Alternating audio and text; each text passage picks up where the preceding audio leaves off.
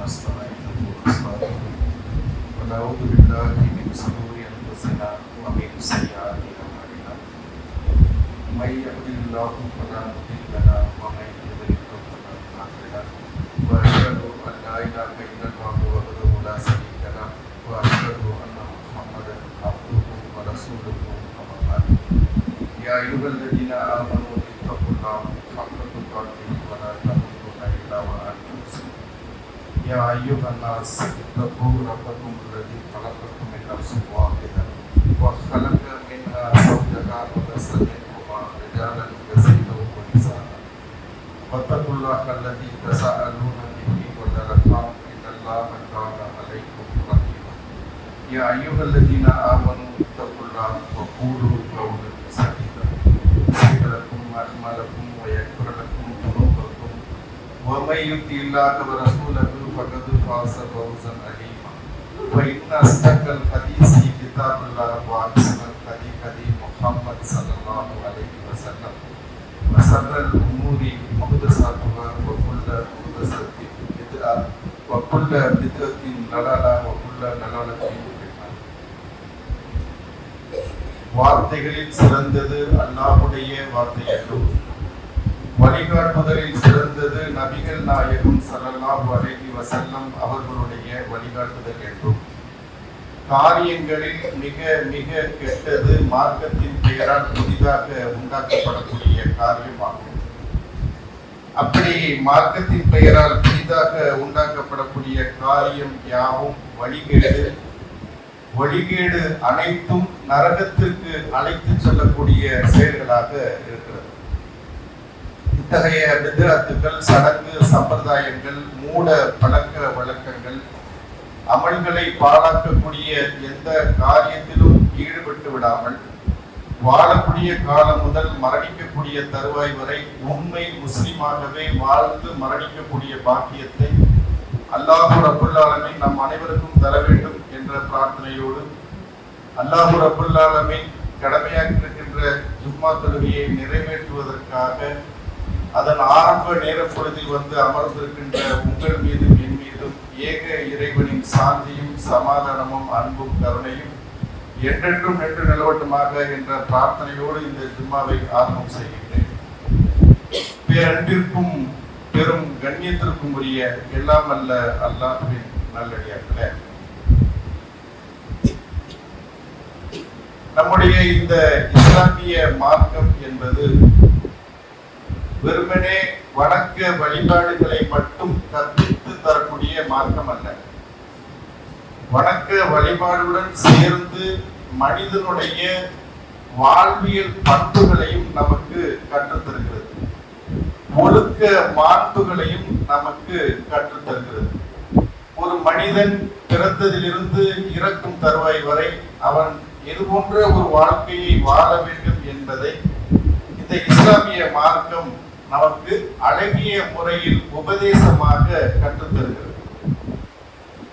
அதனாலதான் அல்லாஹ் ரப்புல் ஆலமீன் திருமறை குர்ஆன்ல அல்-அன்சாப் என்கின்ற அந்த சூறாவுல சொல்லி காட்டுறான், நாம வானத்திற்கும் பூமிக்கும் மலைகளுக்கும் இந்த அமானிதத்தை எடுத்து காட்டினோம். அதை ஏற்க மறுத்து அஞ்சி நடுங்கிவிட்டது. மனிதனுக்கு இந்த அமானிதத்தை எடுத்து காட்டினோம், அவன் அதை சுமந்து கொண்டான். ஆனாலும் மனிதன் அறியாதவனாகவும் அநியாயக்காரனாகவும் இருக்கிறான் என்கின்ற இறை வசனத்தை பார்க்க முடியும். இந்த வசனம் சொல்லக்கூடிய செய்தி என்ன அப்படின்னா, வானத்திற்கும் பூமிக்கும் மலைகளுக்கும் இந்த அமானிதத்தை எடுத்து காட்டினோம். இந்த அமானிதம் அப்படிங்கிறது சிந்திக்கின்ற அறிவு. அப்ப வானத்திற்கும் பூமிக்கும் மலைக்கும் சிந்திக்கிற இந்த அறிவை நாம எடுத்து காட்டினோம். அது அதை சுமக்க மறுத்து விட்டது, ஏற்க மறுத்து விட்டது, அஞ்சி நடுங்கியது. ஆனால் மனிதன் அதை சுமந்து கொண்டான், அதை ஏற்றுக்கொண்டான் அப்படின்னு சொல்லிட்டு அல்லாஹ் திரும்ப அடுத்த வசனத்துல சொல்லும் போது மனிதன் அநியாயக்காரனாகவும் அறியாதவனாகவுமே இருக்கிறான் அப்படின்னு சொல்றான். அப்ப இந்த வசனத்திலிருந்து பெறப்படுகிற தகவல் என்ன அப்படின்னு சொன்னா, வானமும் பூமியும் மலைகளும் இது போன்ற ஒரு பகுத்தறியக்கூடிய அறிவை ஏற்று அதை செயல்படுத்த முடியாது என்று அஞ்சி நடுங்கி அதை மறுத்துவிட்டது.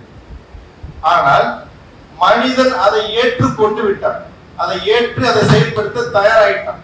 ஆனால் ஏற்றுக்கொண்ட அந்த அறிவை, சிந்திக்கின்ற அறிவை, பகுத்து ஆய்வு செய்யக்கூடிய அறிவை, அந்த அறிவின் பால் நடக்கின்றானா அப்படின்னு கேட்டா இல்லை. அதனாலதான் அல்லாவே சொல்றான், மனிதன் அறியாதவனாகவும் அநியாயக்காரனாகவும் இருக்கிறான். அவனுக்கு அறிவு வழங்கப்பட்டு விட்டது, அந்த அறிவை கொண்டு சிந்தித்து ஒரு முடிவை எடுக்கணும். ஆனால் அந்த மனிதன் சிந்தித்து அப்படி ஒரு முடிவை எடுக்கிறது இல்லை அப்படின்னு அல்லாஹ் ரப்பல் ஆலமீன் திருமறை குர்ஆன்ல சொல்லக்கூடிய காட்சியை பார்க்கணும். அப்ப மனிதனுக்கு அல்லாஹ் வழங்கி இருக்கிற அருட்கொடையில் மிக முக்கியமானது இந்த அறிவு. வேற எந்த உயிரினத்திற்கும் இல்லாத ஒரு பெரும் ஆற்றல் மனிதனுக்கு இருக்கிறது. எல்லாத்திற்கும் அறிவை அல்லாஹ் படைத்திருக்கிறார். அதனாலதான் ஆட மாட அரட்டணும்னு சொன்னோம்னா அது நகண்டு போகுது. ஆனால் பகுத்து ஆய்வு செய்யக்கூடிய அறிவை அல்லாஹ் மனிதனுக்கு மட்டுமே படைத்திருக்கிறார். அப்படி படைத்திருக்கக்கூடிய அந்த அறிவாற்றலை ஒரு மனிதன் சரியாக பயன்படுத்துகிறானா அப்படின்னா அவனுக்கு வழங்கப்பட்டிருக்கிற பகுத்தாய்வில் அந்த பகுத்தறிவின் மூலம் இருக்கக்கூடிய இன்னொரு ஆற்றல் சுயமரியாதை. அந்த சுயமரியாதையோடு ஒருத்தர் நடந்து கொள்கிறானா அப்படின்னு சொன்னா அதுவும் இஸ்லாம் நமக்கு அழகிய உபதேசங்களையும் வழிகாட்டுதலையும் காட்டி தருது. ஒரு மனிதன் எப்படி வாழ வேண்டும், வணக்க வழிபாடுகள் ஒரு புறம் இருந்தாலும் மனிதனுடைய தனி மனித பண்புகளாக நமக்கு சொல்லக்கூடிய செய்திகள், ஒரு மனிதன் எப்படி வாழ வேண்டும், பிறரிடத்தில் அவனுடைய தேவை எந்த அளவுக்கு இருக்க வேண்டும் என்பதையெல்லாம் இஸ்லாமிய மார்க்கம் அழகிய முறையில் நமக்கு வழிகாட்டுது. அதனாலதான் இந்த பகுத்தறிவு என்பதும் சுயமரியாதை என்கின்ற சொல்லும் ஒரு புரட்சிகரமான சொல்லாகவே பார்க்கப்படுது. 1925 இந்த செல்ஃப் ரெஸ்பெக்ட் மூவ்மெண்ட் அப்படிங்கிற ஒரு ஆர்கனைசேஷனே ஆரம்பிச்சாங்க. சுயமரியாதை இயக்கம் அப்படின்னு ஆரம்பிச்சாங்க. அந்த இயக்கத்துடைய வழித்தோன்றர்கள் தான் இன்னைக்கு நம்முடைய தமிழகத்தை ஆட்சி செய்யக்கூடிய 2 மிகப்பெரிய கட்சிகள். இந்த கட்சி இந்த இயக்கம் தோற்றுவிக்கப்பட்ட நோக்கம் என்ன அப்படின்னு சொன்னா, சாதிய மறுப்பு, கடவுள் மறுப்பு, பெண்ணடிமைத்தனம், தீண்டாமை, இது மாதிரியான சமூக பிரச்சனைகளுக்கு எதிராக, தீமைகளுக்கு எதிராக தோற்றுவிக்கப்பட்ட அமைப்பு. இந்த அமைப்புல சொல்லப்பட்ட அனைத்து காரியங்களையும் முற்றிலும் முழுவதுமாக ஒழிச்ச ஒரு அமைப்பு 1400 ஆண்டுகளுக்கு முன்னாலேயே தோன்றப்பட்டு விட்டது. அதுதான் இஸ்லாம். இவங்க சொல்லக்கூடிய இந்த புரட்சிகர கருத்து எல்லாமே இஸ்லாமிய மார்க்கத்துல சொல்லப்பட்ட ஒன்றுதான். அதுல அழகிய வழிகாட்டுதலும் அதுல அடக்கும். இந்த சுயமரியாதைன்னு சொல்லக்கூடிய இவங்க இன்னைக்கு என்ன பண்ணுவாங்க அப்படின்னு சொன்னா, இப்படி சுயமரியாதை பேசக்கூடிய அந்த எந்த ஒரு தலைவர் இதை ஆரம்பிக்கிறாரோ அவருக்கே சில வச்சு அவருடைய மரணத்திற்கு பிறகு அவருடைய பிறந்த நாளிலேயோ இறந்த நாளிலேயோ அவருக்கே மாலை மரியாதை செய்யக்கூடிய காட்சியை பார்க்கணும். அப்ப கல்ல வணங்கக்கூடாது, பண்ண வணங்கக்கூடாது, சுயமரியாதையோடு இருக்கணும்னு சொன்ன ஒரு தலைவர் அவரே என்ன செஞ்சிருவாங்கன்னா, கல்ல இறந்து போனதற்கு பிறகு சிலையாக வடித்து முற்றத்தில நிறுத்தி அவருக்கு மாலை மரியாதை போடக்கூடிய வழக்கமெல்லாம் ஏற்பட்டது. அதனாலவோ என்னவோ இது மாதிரியான இயக்கங்கள் தோற்றுவித்து சில ஆண்டுகளிலேயே அது மடிந்து போய்விடும். ஆனால் இஸ்லாத்தை பொறுத்தவரை இத்தகைய கொள்கை கோட்பாடுகளை மிக சரியாக கடைபிடிப்பதன் மூலமாகத்தான் அது ஆண்டாண்டுக்கும் நிலைத்து நீடித்து இருக்கக்கூடியதை பார்க்கும். இந்த சொல்லை பொறுத்தவரை, இந்த சுயமரியாதை என்கின்ற இந்த சொல்லை பொறுத்தவரைக்கும் ஆரம்ப காலகட்டத்தில் ரசூல்லா மக்காவுல பிரச்சாரம் பண்ணக்கூடிய நேரத்திலேயே இந்த சொல்லை பயன்படுத்துறாங்க. எப்படி பயன்படுத்துறாங்க? இஸ்லாத்தை பெருமளவுல மக்கள் ஏற்கவில்லை. அப்பதான் ஆரம்ப கட்டம், சொற்பமான மக்கள் மட்டும்தான் இஸ்லாத்தை ஏற்று இருக்கிறாங்க. அந்த நேரத்திலேயே அண்டை நாடுகளில் இருக்கக்கூடிய மக்களுக்கெல்லாம் இஸ்லாம் என்ன செய்து தெரிய வருது. முகம்மது என்று ஒரு மனிதர் இருக்கிறார், அவர் புதிய ஒரு மார்க்கத்தை சொல்கிறார், அந்த கருத்துக்கள் எல்லாம் புரட்சிகரமான கருத்துக்களாக இருக்கிறது அப்படிங்கிற அடிப்படையில அது அண்டை நாடுகளுக்கு பரவுது. அங்க லோக்கல்ல பெரிய அளவுல இல்லாட்டினாலும் அருகில் இருக்கக்கூடிய நாடுகள்ல மிகப்பெரிய அளவுல பரவுது. அதனாலதான் என்ன செய்யறாருன்னா, ஹெர்குலஸ் மன்னர் அவரு அபு சுஃபியான் அன்னைக்கு இஸ்லாத்தை ஏற்காத நிலையில் இஸ்லாத்திற்கு பெரிய அளவுல இடையூறு தந்த அபு சுபியான், இவர் பிற்காலத்துல இஸ்லாத்தை ஏற்றுக்கிட்டார், அது தனி செய்தி.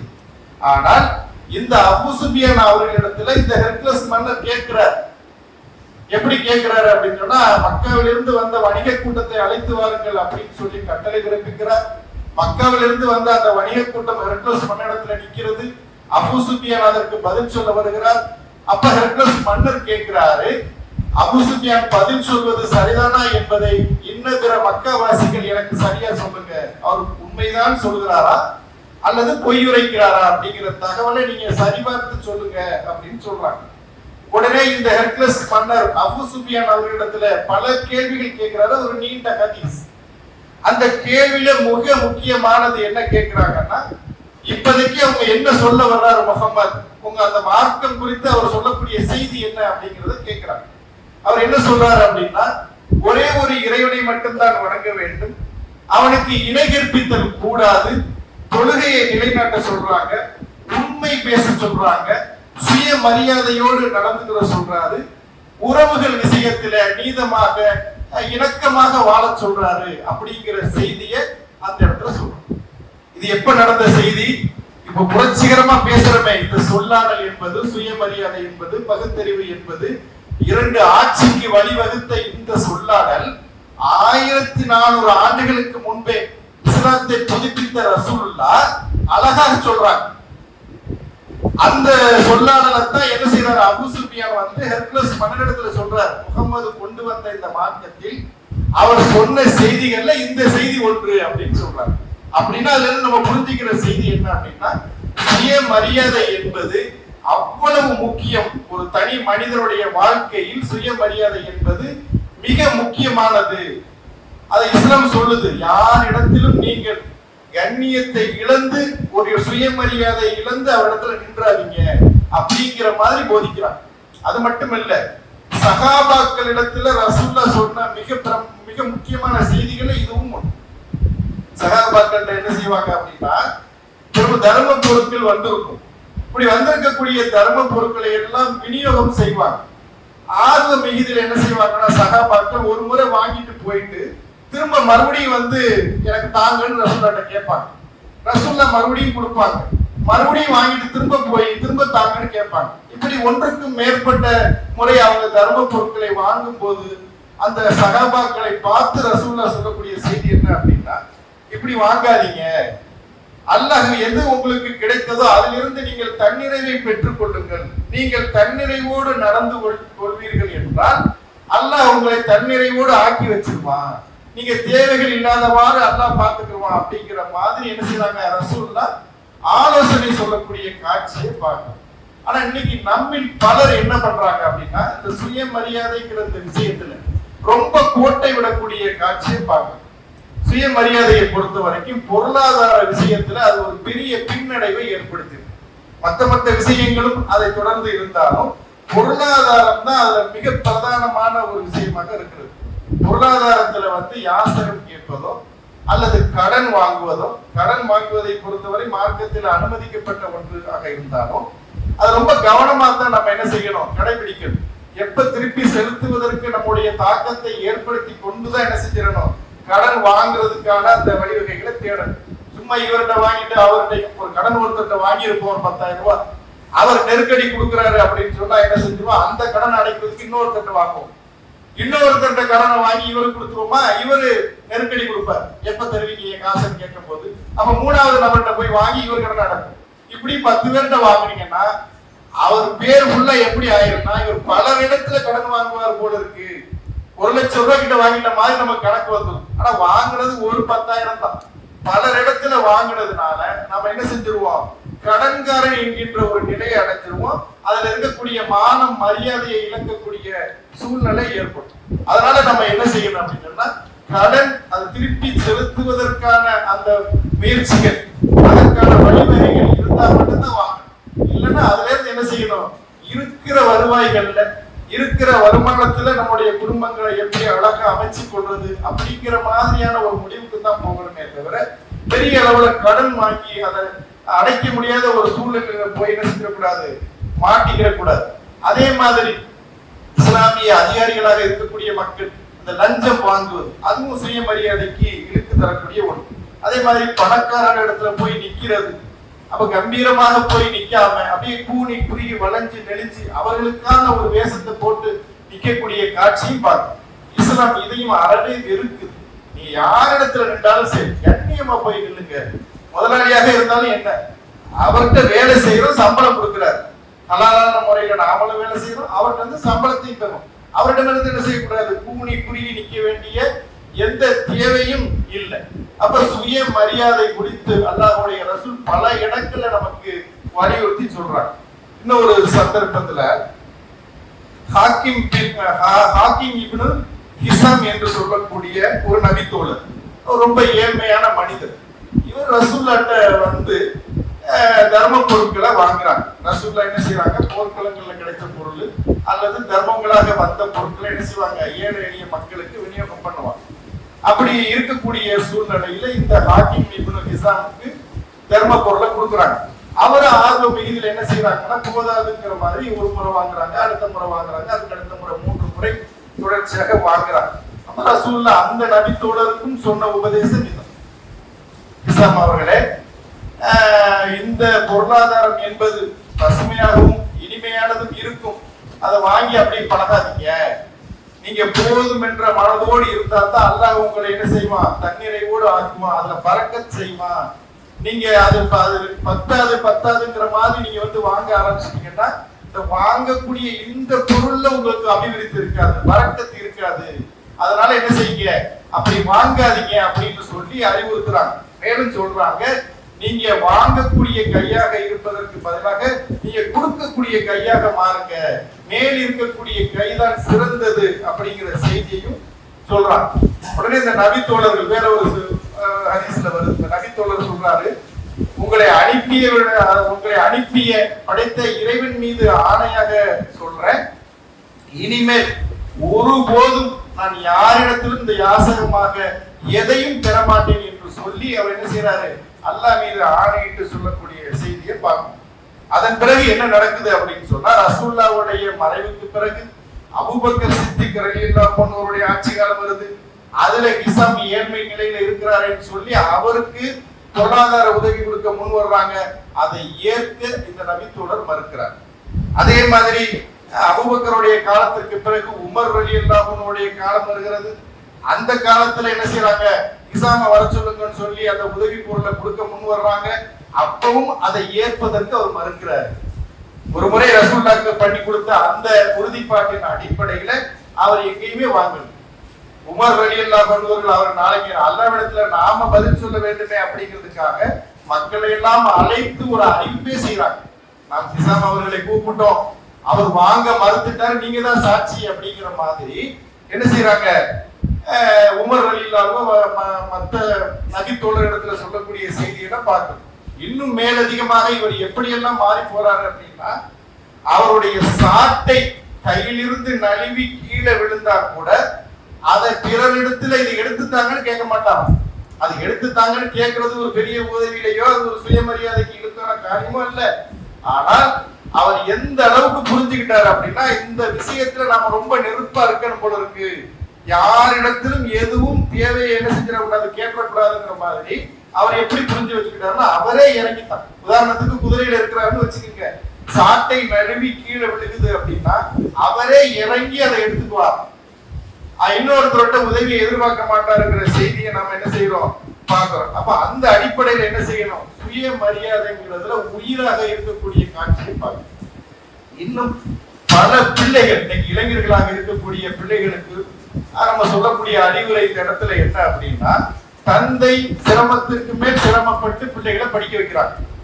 அவன் சின்ன ஒரு இன்ஜினியராக படிக்கிறாங்க அல்லது வேற ஏதோ ஒரு படிப்பு படிக்கிறாங்க, ஆர்ட்ஸ் அண்ட் சயின்ஸ் எதையாவது ஒன்று படிக்க வைக்கிறாங்க. சிரமத்துக்கு மத்தியில ஒரு பிள்ளைகளை படிக்க வச்சா பிள்ளைகளுக்கு அந்த உழைக்கக்கூடிய பருவம், அந்த வயதை அடைஞ்சிட்டாங்கன்னா அவங்க அடுத்து என்ன செஞ்சிடணும்னா, உடனே வேலைக்கு போவதற்கான அந்த முயற்சியை எடுக்கிறது. படிச்சுட்டு நிறைய இளைஞர்கள் இப்ப வீட்டுல என்ன செய்யறாங்கன்னா, படிச்ச படிப்புக்கு ஏற்ற வேலை கிடைக்கல அப்படிங்கிறதுக்காக வீட்டிலேயே இருக்கிறாங்க. அது ஒரு கட்டத்துக்கு மேல அப்படி இருக்கக்கூடாது. அதுவும் சுயமரியாதைக்கு இழுக்குது. அவருக்கு சுயமரியாதைன்னு ஒண்ணு இருக்கு. பாப்பா காசுலயே வாழ்ந்தாலும் அவருக்கு எதற்கு வரைக்கும் அனுமதி இருக்கு அப்படின்னு சொன்னா அவர் படிக்க வைக்கிறாரு, ஆளாக்குறாரு. அதற்கு மேல உழைக்கக்கூடிய பருவத்தை எட்டி விட்டோம் அப்படின்னு சொன்னா நாம தான் ஏதாவது ஒரு வேலையை பார்த்து வாப்பாவுடைய சுமையை குறைக்கணுமே தவிர வீட்டிலேயே இருந்துட்டு படிச்சுட்டேன், இந்த படிப்புக்கு ஏற்ற ஒரு வேலை கிடைக்கிற வரைக்கும் நான் அப்ளிகேஷனை போட்டுக்கிட்டே இருக்கேன்னு சொல்லக்கூடாது. அதே மாதிரி சில இளைஞர்கள் என்ன செய்வாங்க அப்படின்னு சொன்னா தந்தை இல்லாம அண்ணன் தம்பியை தான் படிக்க வச்சிருப்பாங்க. அப்படி அண்ணன் தம்பி படிக்க வச்சிருக்காங்கன்னு சொன்னா அவங்களுடைய அந்த சம்பாத்தியத்துலதான் குடும்பமே ரன் ஆகும். அப்ப என்ன செய்வாங்க, இன்னும் வேலைக்கு போல படிச்ச வேலை கிடைக்கலங்கிற மாதிரி சொல்லிக்கிட்டு அப்படியே என்ன செய்வாங்கன்னா அப்படியே காலம் தாழ்த்திக்கிட்டே போகக்கூடிய காட்சியை பார்க்க. இப்படி இருக்கக்கூடாது. ஒரு மனித படிக்க வைக்கிற வரைக்கும் தான் தந்தைக்கு அந்த இது இருக்கு. அதை தாண்டி படிச்சுட்டோம் அப்படின்னா உழைக்கக்கூடிய பருவத்தை நம்ம எட்டிட்டோம் அப்படின்னு சொன்னா நாம தான் என்ன செய்யணும், வேலைக்கு போகக்கூடியதை பார்க்கணும். ரசூல்லா சொல்றாங்க பிரார்த்தனைகள்ல ஒரு 4 பிரார்த்தனைகளை அவங்க என்ன செஞ்சிடறாங்க, இன்றியமையதான் ஆக்கி போடுறாங்க. அந்த பிரார்த்தனைகளை 4 வகையை சொல்லி தர்றாங்க நமக்கு. ஒண்ணு, படைத்த இறைவனிடத்துக்கு இணை வைக்க கூடாது அப்படிங்கிற மாதிரி என்ன செஞ்சுக்கிறீங்க, கேட்டுக்கிறீங்க. அதே மாதிரி அதாவது நேர் வழியை கேட்டுக்கிறீங்க அப்படின்னு சொல்றாங்க. அடுத்து சொல்றாங்க இறையச்சத்தை அப்படின்னு சொல்லி இறைவனிடத்துல பிரார்த்தனை செய்யுங்க அப்படிங்கிறாங்க. அதே மாதிரி 3வதா சொல்றாங்க சுய மரியாதையை தானும் கேளுங்க. இறைவனிடத்துல பிரார்த்தனை செய்யும் போது முதல்ல என்ன சொல்றாங்க, நேர்வழியை தாங்கன்னு கேளுங்க, இறையச்சத்தை தானு கேட்கணும், அடுத்து நேர்வழியை தானு கேட்கணும், அதுக்கு அப்புறம் தான் என்ன செய்ய செல்வத்தை கொடுன்னு கேட்கணும் அப்படிங்கிற மாதிரி 4 விஷயங்களை அடிப்படையாக சொல்றாங்க. அப்ப இந்த அடிப்படையில நாம என்ன செய்யணும் அப்படின்னு சொன்னா சுய மரியாதையோடு வாழக்கூடிய மக்களாக இருக்கு. மேலும் ரசூலுல்லாஹி ஸல்லல்லாஹு அலைஹி வஸல்லம் அவர்களிடத்துல ஒரு நபி தோழர், அவங்க எப்போவாது ரசூலுல்லாஹ் எப்போவெல்லாம் பொது செய்ய போவாங்களோ அப்போவெல்லாம் என்ன செய்வாங்க, பாத்திரத்துல தண்ணி பிடிச்சு கொடுப்பாங்க பொது செய்யறது. அப்ப அந்த சஹாபியை பார்த்துட்டு ரசூலுல்லாஹ் கேட்கிறாங்க, உனக்கு என்ன வேணும் அப்படின்னு கேட்கிறாங்க. அப்ப இந்த சஹாபி சொல்றாங்க, யார சொல்லலாம், சொர்க்கத்துல நான் உங்களோடு இருக்கணும் அப்படின்னு சொல்றாங்க. உடனே ரசூலுல்லாஹ் சொல்றாங்க, அது இருக்கட்டும், இப்ப உங்களுக்கு என்ன வேணும் அப்படிங்கிற மாதிரி கேட்கிறாங்க. இப்ப எனக்கு ஒண்ணு வேணாம் அப்படின்னு சொல்லக்கூடிய செய்தியை பார்க்கணும். அப்ப இந்த ரசூலுல்லாஹ் அடுத்து சொல்றாங்க, நீங்க உபரியான தொழுகைகளை எல்லாம் என்ன செய்யுங்க, சரிவர நிறைவேற்றுங்க அப்படிங்கிற அறிவுரையை தான் ரசூலுல்லாஹ் அந்த சஹாபிக்கு சொல்றாங்க. இப்ப இதுல இருக்கிற தெரிஞ்சுக்கிற இந்த சம்பவத்திலிருந்து தெரிஞ்சுக்கிற செய்தி என்ன அப்படின்னு சொன்னா, அவரே இயலாத நிலையில தான் இருக்கிறார். ஏதாவது ரசூலுல்லாஹ் கொடுத்தா பெற்றுக்கொள்ளக்கூடிய ஒரு சூழல்ல தான் இருக்கிறார்.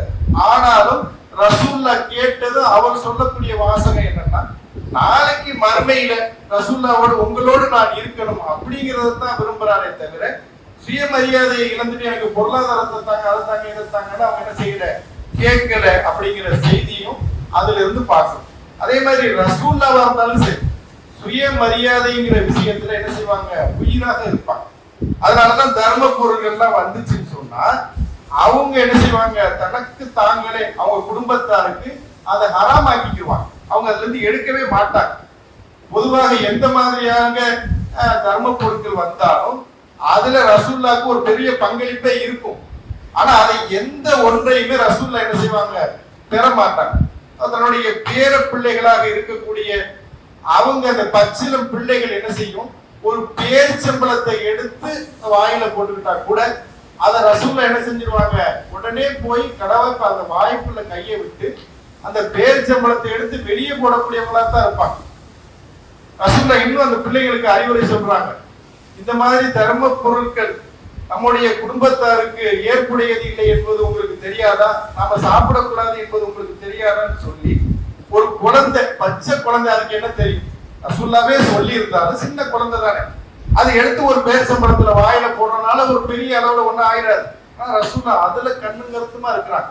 தர்ம பொருட்களை நாம ஒருபோதும் எடுத்துடக்கூடாது. அதனாலதான் ஆட்சியாளர்களுக்கெல்லாம் ஒரு பெரிய முன்மாதிரி ரசூல். ஒருத்தர் ஒரு செயல்களை சொல்லி காட்டுறாங்கன்னா அதை சொன்னவர் அது சரியா நடக்குது. அதனாலதான் இன்னைக்கு ஒவ்வொரு நூற்றாண்டுக்கு அப்புறமும் எவ்வளவு பெரிய இயக்கமா அடியோடு மண்ணா போயிருந்த பார்க்கணும். இஸ்லாமிய மார்க்கம் மட்டும் அப்படியே நீடிச்சு நிலைச்சு போய்கிட்டு இருக்கிறதுக்கு மற்றும் ஒரு காரணம் ரசூலுல்லாஹ்வுடைய வழிமுறை, அவங்க வாழ்ந்து காட்டுன அந்த முறை. அப்படியே என்ன செஞ்சிருவாங்கன்னா, இது ஹராம்னு அவங்க தீர்மானிச்சிட்டாங்கன்னா அதுல மரணிக்கிற வரை அதுல உறுதியாவே இருப்பான். இன்னும் ரசூலுல்லாவை போய் பார்க்க போகக்கூடிய நேரத்துல அவங்க படுத்திருப்பாங்க, தூங்கிக்கிட்டு இருப்பாங்க. சகாபாக்களை பார்த்தது எந்திரிக்கிறாங்கல்ல, எந்திரிக்கக்கூடிய நேரத்துல அவங்க படுத்திருக்கக்கூடிய அந்த பாய், பேரிச்சம்பளம் அந்த ஓலையால வேயப்பட்டிருக்கிற பாய், அதுல எந்திரிச்சா என்ன ஆகும்னா ரசூலுல்லாவுடைய அந்த முதுகு புறங்கள்ல அந்த பாயோடைய அச்சு அப்படியே படிஞ்சிருக்கும். அப்படி படிஞ்சிருக்கிறத பார்த்துட்டு சகாபாக்கள்லாம் ஆச்சரியமா கேட்பாங்க, இவ்வளவு சிரமப்படுறீங்களே, இவ்வளவு கஷ்டப்படுறீங்களே, பக்கத்து நாட்டுல இருக்கக்கூடிய குறுநில மன்னர்கள் எல்லாம் பஞ்சு மெத்தையில உறங்குறாங்களே, உங்களுக்கு அது போன்ற ஒன்றை நாங்க செஞ்சு தரட்டுமா அப்படின்னு சொல்லி கேட்கும்போது ரசூலுல்லாஹ் என்ன செய்வாங்க, மறுத்துவாங்க. இதெல்லாம் இந்த உலகம் அவங்களுக்கு பிரதானம், நமக்கு இந்த உலகமா, நமக்கு மறுமைன்று ஒன்று இருக்கு அப்படிங்கிறத சுட்டி காட்டி ரசூலுல்லாஹ் என்ன செய்வாங்கன்னா இதை உதறி தள்ளக்கூடிய காட்சியை பார்க்கணும். அதனாலதான் அவங்களுடைய சொல்லுக்கு அவ்வளவு ஒரு வலிமை இருந்தது. இன்னைக்கு மத்தவங்களுடைய அந்த ஆட்சியாளர்களுடைய சொல்லுக்கு அவ்வளவு ஒரு மரியாதை இருக்காது. ஏன் இருக்காதுன்னா சொன்னபடி அவங்க நடந்துக்கிற மாட்டாங்க. அதனாலதான் அவங்களுக்கான அந்த வாய்ப்பு இருக்கிறது. அந்த அமைப்பும் தோற்றுவிக்கப்பட்ட கொஞ்ச நாள்லயே அது என்ன செஞ்சிருது, அழிந்து போகும். ரசூலுல்லாஹ் நமக்கு இப்படி அவங்களுடைய வாழ்க்கை வழிமுறைகளை உண்மையாக நேர்மையாக சொல்லிய வண்ணம் அவங்க நடந்துகிட்டதன் மூலமாகத்தான் இன்னைக்கு மார்க்கம் அப்படின்னு நிலைச்சு நிற்குது. எத்தனையோ பேர் இந்த மார்க்கத்தை பொய்யாக்குவதற்காக முன்வரக்கூடிய நேரத்திலையும் ரெண்டு விஷயத்தை தானே பார்க்கலாம். ஒண்ணு ரசூலுல்லாஹ்வுடைய அந்த வழிமுறைகளை பார்க்கலாம், அவங்களுடைய வாழ்க்கை நடைமுறைகளை பார்க்கலாம், இன்னொன்னு குர்ஆனை பார்க்கலாம். ரெண்டுமே மிக தெளிவாக இருக்கிறது. எது குர்ஆனோ அந்த குர்ஆன் படி வாழ்ந்த மனிதராக இவர் இருக்கிறார், அந்த கொள்கையை போதிக்கிறார், அந்த போதனையின் அடிப்படையில் தான் மக்கள் வாழ்ந்து கொண்டு இருக்கிறார்கள் அப்படிங்கிற செய்தியை பார்த்தா இஸ்லாத்தை நோக்கி மக்கள் வரக்கூடியதை பார்க்கணும். மேலும் என்ன செய்யறாங்கன்னா சகாபாக்கள் அவங்க வார்த்தெடுத்த சமுதாயத்தை பாருங்க. வெளியூர்ல இருந்து வரக்கூடிய மக்கள் சகாபாக்களை பார்த்தா புரிஞ்சுப்பாங்களாம், இவங்க ரொம்ப செல்வ செழிப்பா இருப்பாங்க போல இருக்கு, இவங்க நல்ல வசதி வாய்ப்பா இருப்பாங்க போல இருக்கு அப்படின்னு நினைத்துக் கொள்ளக்கூடிய வகையில தான் சகாபாக்கள் இருப்பாங்க. ஆனா உண்மையிலேயே அந்த சகாபாக்கள் அப்படித்தான் இருப்பாங்களா? அவங்களுக்கு நிறைய உணவு இருக்காது, மாற்றுக்கு துணி இருக்காது, மிகுந்த சிரமத்திற்கு மத்தியில தான் என்ன செய்வாங்க, காலத்தை கழிப்பாங்க.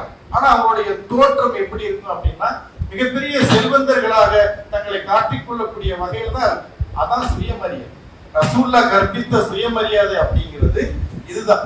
ஒருத்தரை பார்க்கும் போது அவர் பஞ்ச பராரிகளாக யாரும் உணர்ந்துடக்கூடாது. முஸ்லீம் ஒரு மூமினை பார்க்கும் போது அவர் கண்ணியம் நிறைந்தவராக, அவரை பார்க்கும் போதே ஒரு தன்னிறைவு உள்ளவராக இருக்கணும் அப்படிங்கிற மாதிரி நம்முடைய சூழ்நிலைகளை அமைத்துக் கொள்ள வேண்டும் என்று கூறி என்னுடைய இந்த முதல் உரையை நிறைவு செய்கின்றேன். வாங்கித்தவன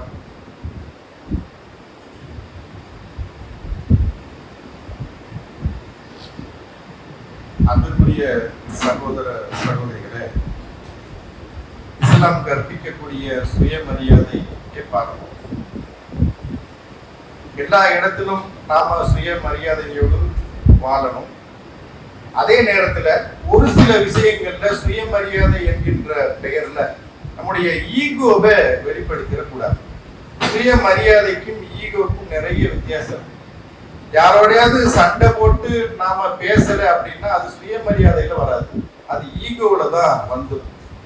ரெண்டு விஷயத்த ரொம்ப அடிப்படையா பார்த்துக்கணும். ஒண்ணு, நம்முடைய உறவுகள் இடத்துல, குடும்பத்துல மனைவியோ அண்ணன் தம்பியோ அம்மா தாய் தந்தையர் இடத்துலயோ நாம ஒரு கோபப்பட்டு ஒரு சின்ன பிணக்கு ஏற்பட்டாங்கன்னா யார் முதல்ல போய் அவங்கள சந்திச்சு சலாம் சொல்றாங்களோ அல்லாஹ் என்ன செய்வோம், அல்லாஹ்வுடைய நெருக்கத்தை அவங்க மூலமா தான் பெற முடியும்.